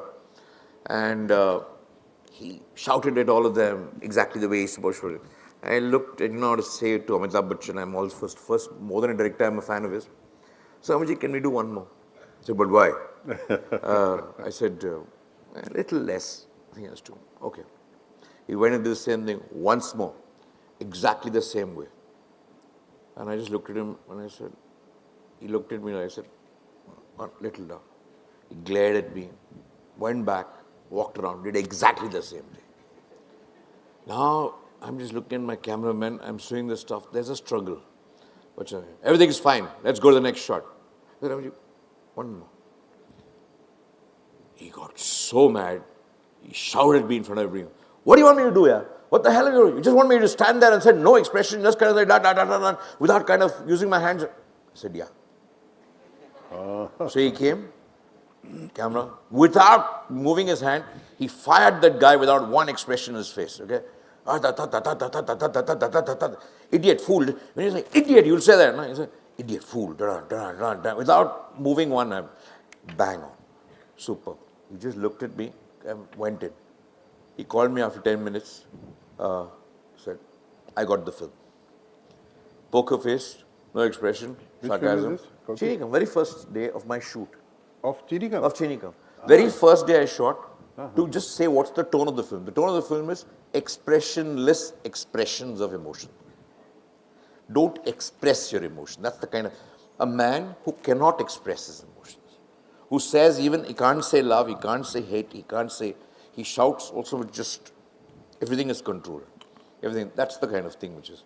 So that's, sometimes you have to communicate, otherwise your film will go for a toss.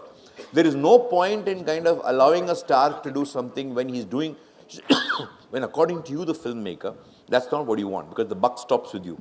It doesn't stop with anybody. And the same person will thank you after firing you. The one thing about filmmaking or any profession is, we all sometimes do the wrong thing out of fear of what will the rest of people around, if I say something and that guy says he's more popular, he's more famous, what if he shouts at me in public? Will my reputation go for a toss at that point in time? I think if you save your reputation there, it's bound to sink later on with a far larger crowd. You know, it's better to get humiliated for 5 minutes with a smaller crowd than be humiliated with millions and just be happy that nobody is in front of you. But it's always better. Very well said. Very well said. Just go through the humiliation, because these are all points that all of us know sometimes what's right. We don't end up doing out of fear of just being shouted at that point of time. What do you think? Stand up for your belief at that point of time. Very important, because it's a very small price you will pay for, otherwise you'll pay a very large price later. Very well said. So, good afternoon, sir.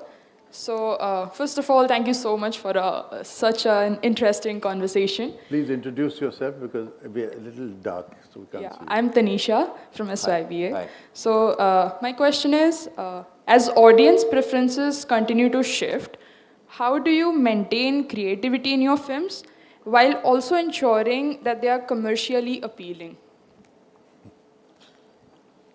That's as intellectual a question as you can get.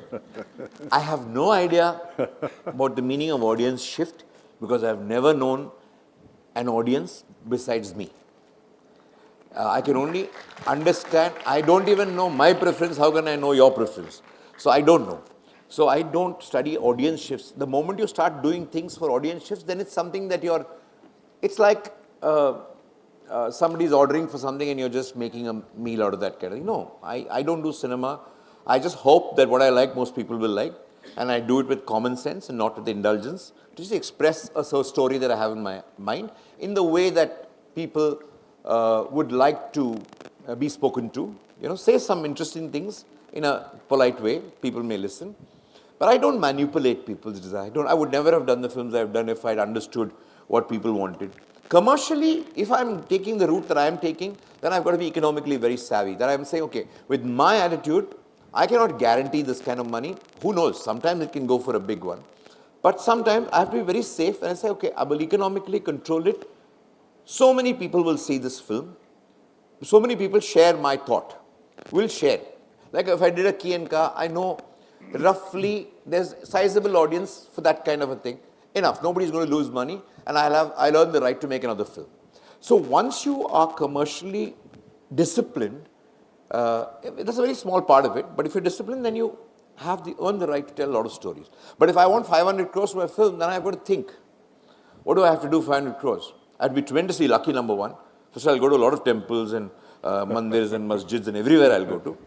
Then second thing is I will have to really think about it. I don't know. Maybe that's why I haven't made a 500 crores film. Thank you so much, sir.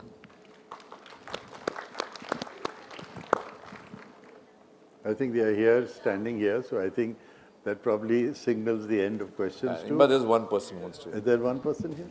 Please go ahead. I'm going. Introduce yourself, please. Good afternoon, sir. My name is Mahi Chensanikar. I'm from SYBA. My question was, how did you come up with PA? Your question is. Sorry, my question is, how did you come up with PA? PA is a movie that touched my heart. Even though it was 2009, still people were not open enough to talk about being a single mother. And also, the mother accepting her daughter being pregnant.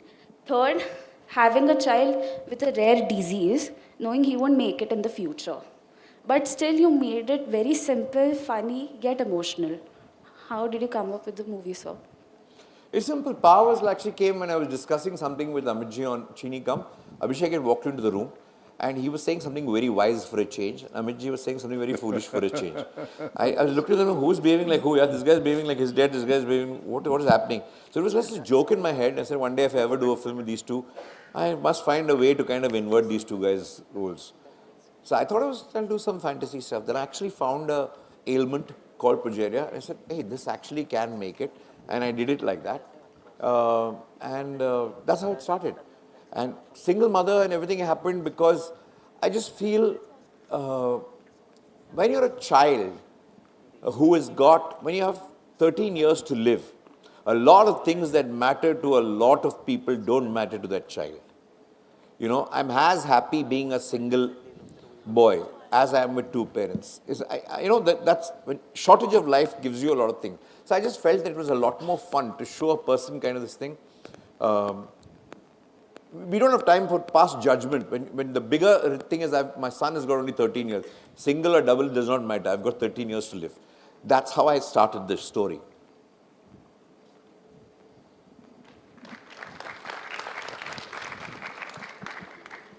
Hello, sir. You wouldn't find progeria unless you searched for progeria. Yeah, I searched for, is there an ailment where he can become a father in this thing? I didn't do it for a cause of doing for progeria. Because when you find a thing, then you've got to treat progeria sensitively. Yeah. I did a lot of research in progeria once I found it. But before finding it, the reason was not to do a film on progeria.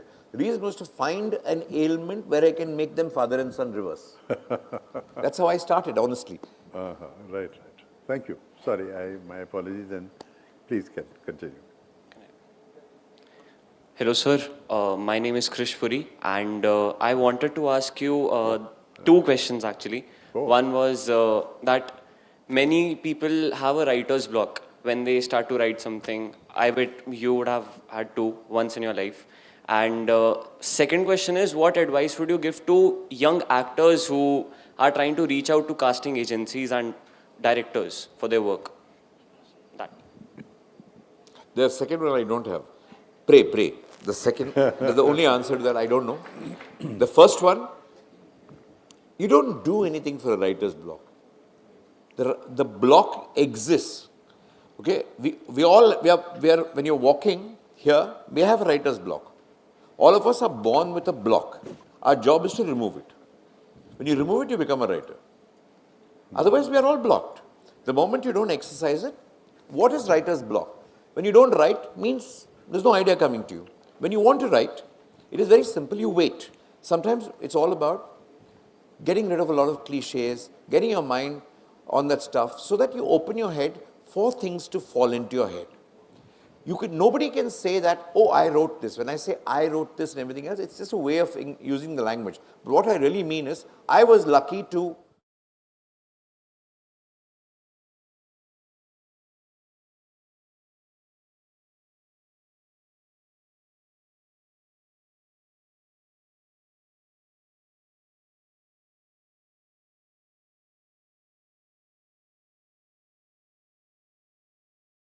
people like to write, say for example, they write a scene. And they say, okay, let's come back to the scene again. Yeah. I'll never come back to the scene till I finish that scene. We'll go back, I will write the dialogue, I write with conversations, I write with everything, I write every word. Till I'm happy with the scene, I don't go to the next scene because it's very difficult for me to I can come back to it once I finish the whole film, but never from one to scene because I feel I'll always be thinking of that when I go to the next one. So yes, it may take time, but it's better to kind of spend it and finish it. You have to fight it. The only way you can fight it is coming back to it, ragadoing it, getting frustrated, but sticking to it. Thank you so much, sir. And sleeping over it. Yes. Because the unconscious is not going to work if it is just fed with nothing. It is your life's experience, it is what you are ragadoing, it is the reading that you are doing, the thinking that you are doing, even if you're not getting a solution. When you sleep over it, maybe it is that unconscious which works much more effectively than your conscious. In the morning, you get up with the idea, and that is the idea for your future. Thank you so much, sir. Thank you. Thank you very much. And I think we need to close this, right? All right. No, sir. We do have a few more inquisitive minds in the audience, so we have time to take that. Many, I'm sure there are many. Thank but you so there is much. a time for this all. Very good afternoon, sir.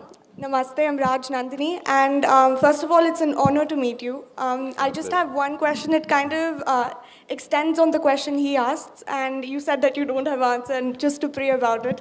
But if there is one advice that you could give to anybody who's aspiring to be in the industry to stand out, is there any advice that one person can have to stand out or maybe get noticed? So if there's a piece of advice that you could share.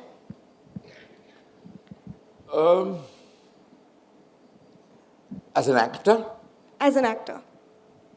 see, today you don't have to wait for anybody to kind of, cast you. You have your media, put yourself out there, do something so breathtaking. A lot of actors are waiting for, casting agents and this and everything else. But why don't you do something? Why don't you do a performance and just put it out there and make it viral? Why don't you just do something for yourself that makes the whole world notice you? You don't need a single person. Okay, once it is there, people like Urfi and all this stuff are kind of doing all kinds of wonderful things, and people are watching them today. How did they become famous? Just by, we can laugh at her, we can say whatever we want to her, we can have whatever opinion. But that person did something distinctive for you to notice that person, right? I'm not saying that as an actor. I'm saying even as a performance. You write a scene for yourself, sit there and do something that just zaps the world. Okay? You can do it. You just need your own phone camera. You've never thought of that, right? We always think of casting agents. People are waiting. They don't know. See, they can't reach you, you can't reach them. Or you reach them when they don't need anybody, when they're not working on anything else. Then you're out of sight, out of mind. You're always working with people. But you put yourself out there, ask yourself, how am I distinct? I want to show the world how I'm so distinct. Nobody is there. I don't know. My father's not in films, my mother's not in films, no family is there. I got a camera. I'm going to do something with this. First do that. Yes, thank you so much. Yeah.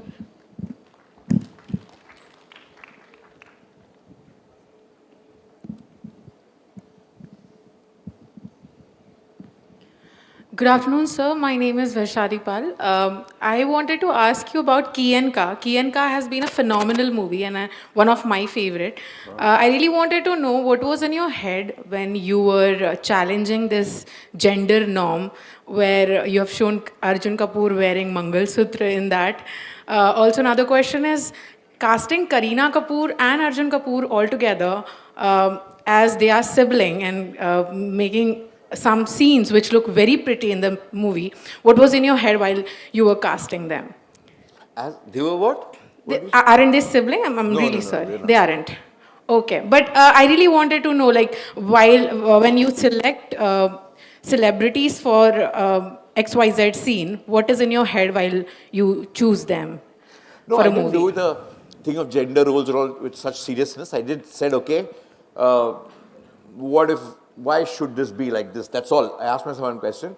Because actually why I did Key and Ka, I'll tell you very honestly, when I write with dialogues. My keys and cars in Hindi are very bad. I don't know whether a scooter is masculine or bus is feminine or this is his thing. I don't know. It's a language. So my co-writer corrects me on all those things every day. And I was fed up of being corrected all my life on the keys and the cars. I said, I'll make a movie out of it.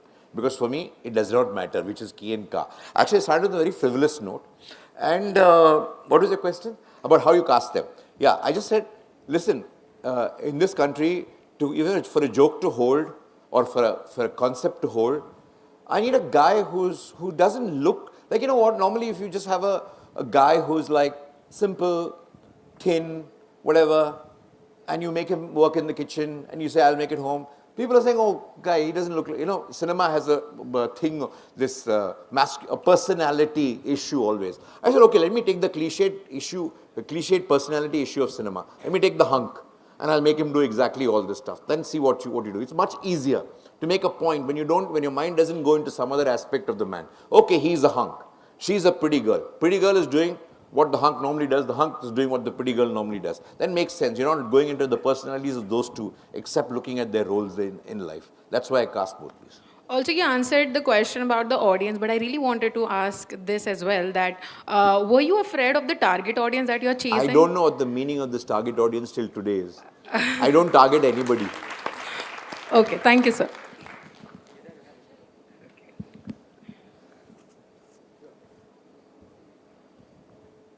Dheeraj, you want to ask some question? Oh, there is something.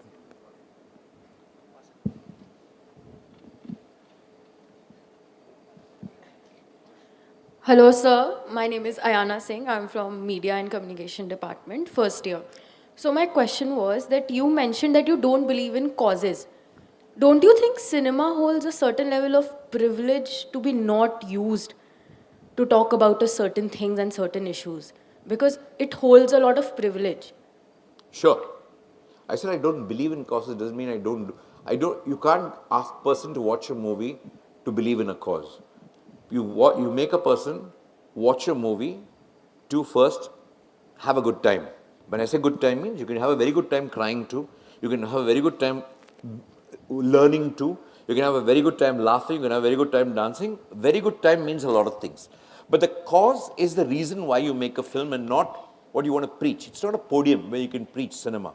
Cinema is supposed to engage you, things like that. And I don't mean cinema is not a privilege or whatever. What is the question you asked me again after that? When you mentioned that you don't believe using cinema for causes. So my question was, don't you think cinema holds a privilege to talk about? I don't think cinema has a... Cinema's first thing is I'm in a hall, I bought a ticket, I want to feel better when I leave the cinema than when I entered. When I say feel better, not happier alone, I can feel sadder.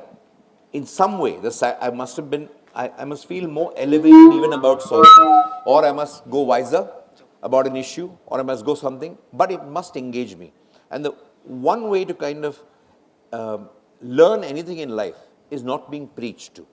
You just have to entertain. Everything, even the deepest things in life, are even why is Mahabharata the Mahabharata it is? Because it's actually a masala film. Mahabharata and Ramayana are the biggest masala films ever made. But you're trying to teach a lot of things through the masala films. And that's how I think films are. In the sense that you cannot make a film based on intention. If your intention is known, then either people believe in you or don't believe in you. But as he says, first you must engage them. It must be a meaningful experience for them. They can draw from it what your intention may have been. It cannot be upfront there. So we are going to take one last question before we close the questions round. Okay. Hello, sir. Good afternoon. Here. So my question was like, I've seen at least a lot of directors prefer directing movies in a similar genre. So what motivated you to explore genres? I don't even know the meaning of the word genre because I just believe any idea that you get, any story that you want to tell finds its own genre. Like, I never wanted to make a psychopath killer film. I just wanted to kill critics. So I made things, you know. I wanted to kind of, let's say, I didn't want to make a sports film or something like that. I just had this thought and I said I want to do something new in cricket that cricket has not seen, which is like discover a new ball for cricket. Because I'm a cricketer, I've seen the best of cricket. So what can I do for cricket? At least discover a new ball. That's how I started. Then the same thing with Pa. It's not a genre or anything. What I'm doing right now, it's not some song and dance genre that I want to do. It's just because the idea dictates the genre. I know the meaning of genre, I was joking, but I'm just saying it's the idea that dictates the form the film comes to you in.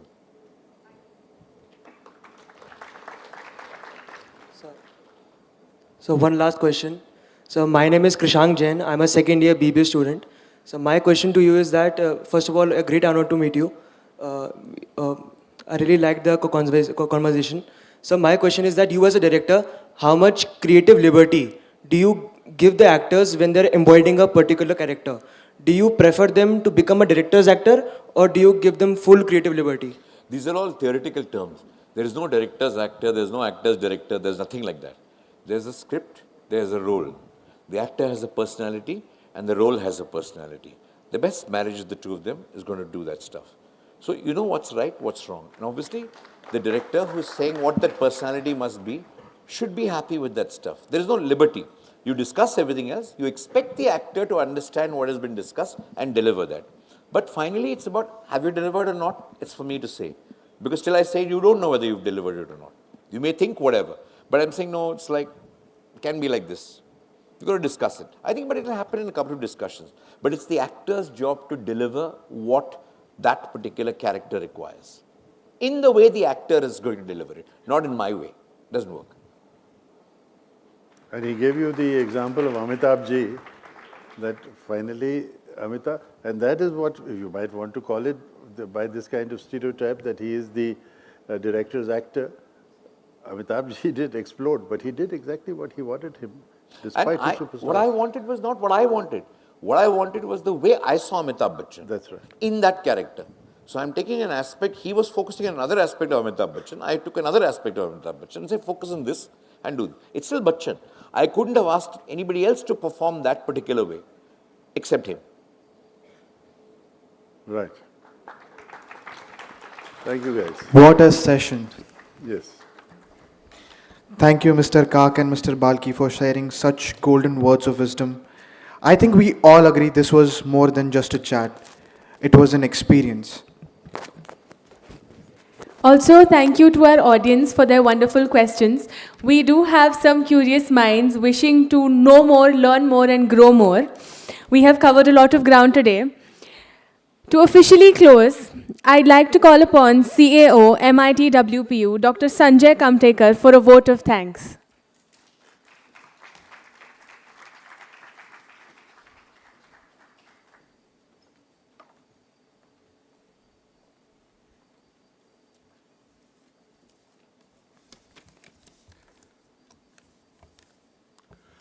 I'm sure all of you had a good time.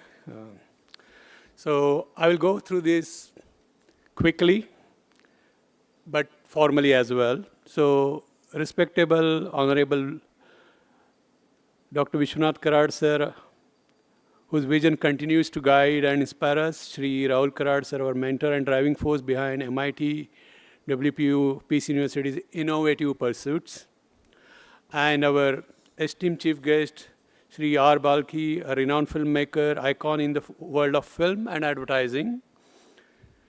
Shri Siddharth Kakji, our honorable advisor and guiding light. Our Dean of Liberal Arts, Dr. Vishal Gule, Mr. Dheeraj Singh, respected faculty members and dear attendees. It is both an honor and privilege to deliver this vote of thanks on behalf of Dr. Vishwanath Karad, MIT World Peace University, for today's illuminating discussion on what's on earth wrong with advertising and media. But see, these kind of programs, to be successful, it's not only who has been interviewed, but how you do this interview. So my heartfelt gratitude to our distinguished chief guest, Mr. Sri Balki. Your insights drawn from your rich and diverse experiences in the film and advertising world have challenged and inspired us. Through your lens, we have gained a nuanced understanding of media's influence and creative brilliance and challenges. We are deeply grateful for your presence here today. For students, for all of us to take away from what he was saying, discussing was, I at least noticed 2 points: listening ability, human factor, empathy, a genuine empathy. And that's where you make a connection, no matter what your media is, right? Medium of creativities. And second most, I would like to, my sincere thanks to Sri Siddharth Kakji, whose vision and thoughtful guidance always continue to elevate the quality of our conversation. So your perspective on cultural storytelling and media's transformative potential adds immense depth, meaning to every dialogue we have here. I was telling him, when I started knowing him about a year ago, that when I left, he was a news anchor on Doordarshan. And then when I came here, everybody was talking about Surbi. Now, looking at this, I now understand why that program was successful. It's not only, it's not just, it's an art. Engaging a great guest in a conversation, asking insightful questions. And that's what I noticed today. I viewed it today. Please give a big hand to both of them.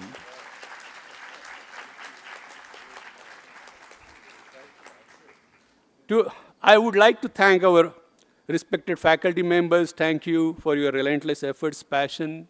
Thank you all the volunteers, and thank you, last but not least, all our students. Thank you very much. God bless you. Thank you.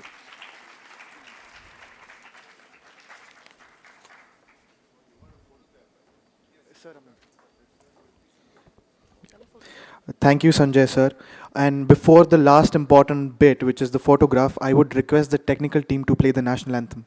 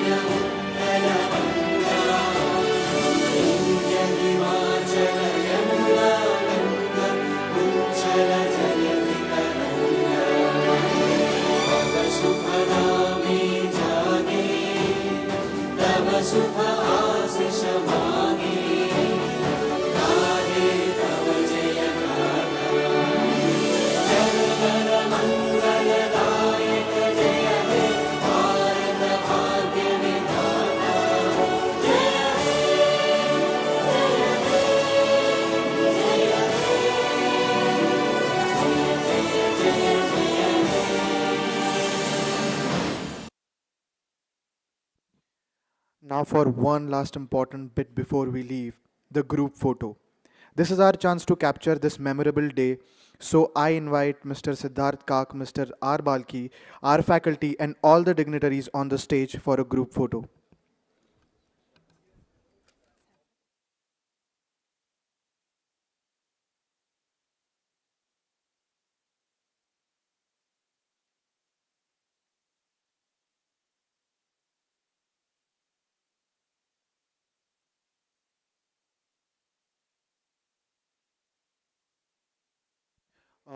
There also will be a group photograph with students, so please be seated.